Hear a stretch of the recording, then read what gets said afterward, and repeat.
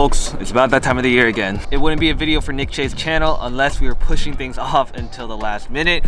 This time around, well, it's a big one, I'm not gonna lie. I have seriously dropped the ball on this. But obviously, as you guys know, as a senior at Princeton, we're all required to write a thesis. This year, as an economics major, I tried to pick a topic that was not only applicable to my own life, but could also intertwine with economics.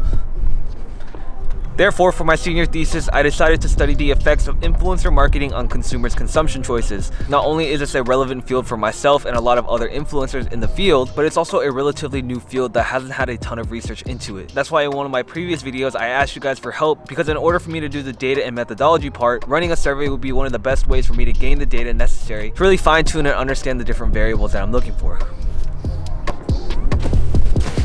Now, I'm not gonna lie, I am a little bit behind schedule given the fact that I've been in an internship, being in New York. Over the next 2 weeks, I'm really going to have to put my head down and grind this thesis out. But I just wanted to make this video to share a couple of resources that have helped me throughout this process, so that if any of you are writing your junior paper, a thesis, or a big research project, trust me, I understand the struggles of it. So fret not, because your boy is back with another banger. Let's get it.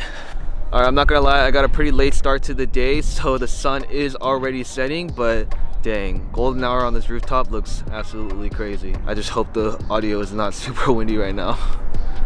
Alright, so right off the bat, a couple of websites that I've been using pretty frequently, especially when I was writing my junior paper, was going to be software such as Google Docs and Google Spreadsheets. The reason I find this software so helpful is that it's very easy to share and edit and collaborate with your academic advisors, and they can make comments and notes along the way. It's also really helpful if you want to get your peers to take a look at it, because it's always a great idea to get a fresh set of eyes on any sort of paper you're working on, and the fact that it's all on the cloud allows me to access it from any sort of device.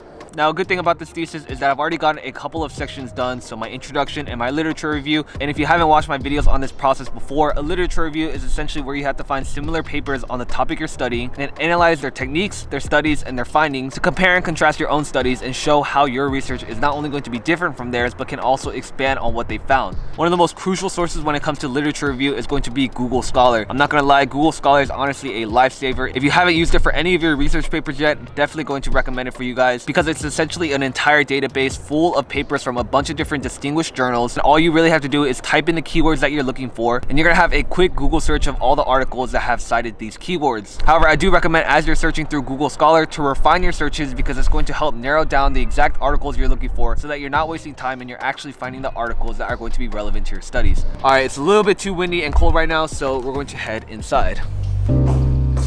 Now, given the fact that my thesis is due in roughly 3 weeks, that still gives me a lot of time to not only prepare all my sources, but at this point make sure that I'm at a good spot if I need to make any corrections or revisions without me getting too far ahead of myself and then having to cram all that in the last minute. Obviously, with something as big as a thesis, you're gonna wanna make sure that everything is proofread correctly, that you don't have any grammatical mistakes, and that all your syntax and diction are chosen carefully. That's why I'm not taking any chances this year, and I'm gonna be using the sponsor of today's video, Grammarly, to ensure that my thesis is as spotless as can be. Now, obviously, if you've been watching the channel for a while now, you know that Grammarly has been a huge lifesaver, not only for me writing essays in college, but also drafting emails to make sure that I never have any typos. It has been a huge resource for past projects such as my junior paper. Now, if you didn't already know, Grammarly is a digital writing assistant that makes writing essays, emails, cover letters, resumes so much easier, because it makes sure that you don't have any grammatical mistakes and all the syntax and the diction you're using is actually appropriate for that occasion. Grammarly has a free version which works really well with Google Docs that helps you check your basic spelling and grammar, but upgrading to premium gives you more in-depth feedback such as the vocabulary suggestions,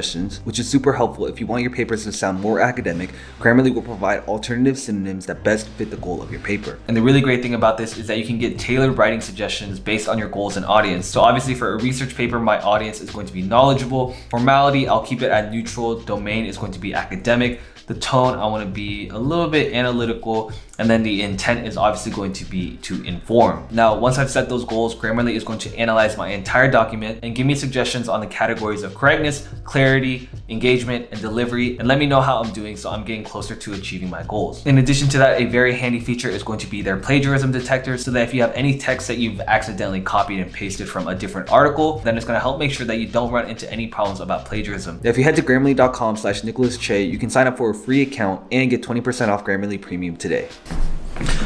Alright guys, that's gonna wrap it up for today's video. I hope this was helpful to give you guys some ideas of some really great software and apps that I personally use when I'm writing any sort of research papers. Obviously, the entire Google suite is going to be a huge lifesaver, including Google Scholar, which if you haven't checked out already, I definitely recommend you guys do. And then obviously browser extensions such as Grammarly are going to be a huge lifesaver. In all honesty, I am going to have to go into crunch mode over the next couple of weeks to grind out this thesis, but I know a lot of you guys have enjoyed seeing the process, especially when I was writing my junior paper. So definitely leave me a comment down below if you guys want to see more about the thesis writing process. That's gonna wrap it up for this video, and as always folks, don't stress, finesse. I'm gonna try really hard not to stress right now, but we're gonna finesse this, right? Peace.